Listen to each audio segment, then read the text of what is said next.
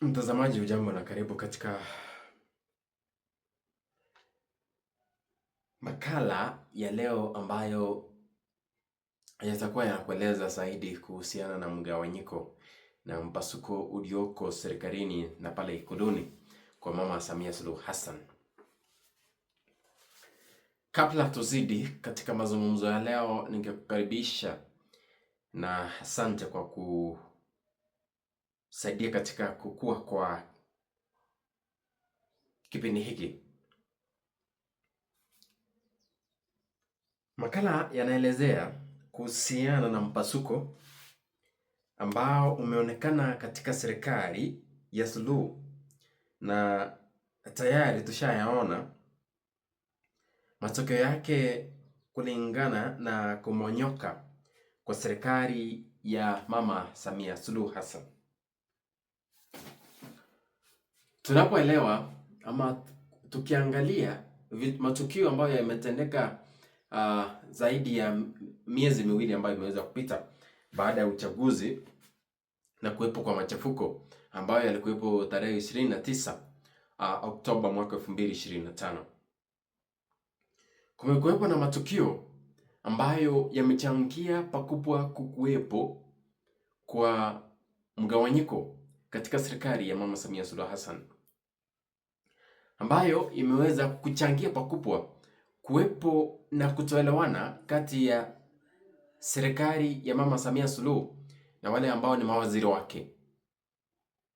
Tumeona hata vita kati ya Suluhu na naibu wake wa rais, na haya yote yamechangia na yameweka pressure, na hii pressure imeshuhudiwa pale Ikuluni, ambapo Samia Suluhu mwenyewe ameweza kutaja na kuzungumzia kuhusiana na mgawanyiko ambao umeweza kushuhudiwa. Mgawanyiko huu kwanza umetokana na ama chanzo kikubwa ni vitendo vilioko kati ya serikali na wananchi. Nikikurudisha nyuma kidogo, tuelekee pale ambapo kulikuwepo na machafuko. Tunaelewa kiini kikubwa kilichochangia kuwepo kwa machafuko ni wizi wa kura, ambapo Samia Suluhu alitaka kutumia nguvu zaidi kuhakikisha kwamba ameingia madarakani, na ikawa ndicho chanzo cha kwanza kuwepo na machafuko. Cha pili ni kuwakamata wale ambao ni viongozi ambao walikuwa wanawania kiti ambacho Suluhu pia alikuwa anakiwania, na akaona kwamba ni vyema awakamate na kuwafungulia kesi kuhakikisha wako ndani, ili ifikapo wakati wa kupiga kura hakuwe yeye peke yake ndiye amepakia katika debe. Cha tatu ni mauaji ya kiolela, kutumia nguvu zaidi katika maafisa wa jeshi, kuwapa amri kwamba wapige wananchi risasi ambao walikuwa wakiandamana. Cha nne ni kutekwa nyara wanaharakati ambao wanapigania haki, vijana ambao wanapigania haki za wananchi wa kawaida. Cha nne ni kukosekana kwa vijana, kukosekana kwa familia, mandugu na marafiki waliotoweka tangia tuwe na machafuko. Cha tano ni familia kupewa masharti watie sahihi fomu za kuondoa miili ya wafu waliofariki, kwamba wakiri kwamba walikufa kupitia njia ya magonjwa ikiwemo ni homa, ilhali tunafahamu vizuri kwamba hawa walipigwa risasi. Samia Suluhu, unahitaji ama unafikiri kuna mtu mwenye akili timamu ambaye atakupenda kutokana na vitendo unavyovitenda?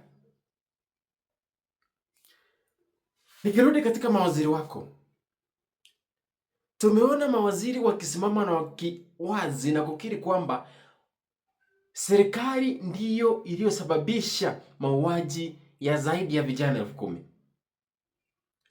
Tumeona viongozi wakisimama wazi na kukiri kwamba wanatumiwa kinguvu kutekeleza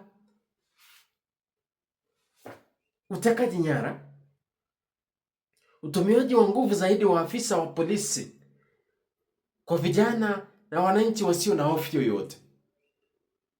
Tumeona viongozi wakikashifu utumiaji wa nguvu wa kundi la jeshi katika mwananchi wa kawaida asiye na hatia. Tumeona mabadri wa kanisani na viongozi wa kanisa wakikashifu mabaya na maovu ya serikali ya CCM.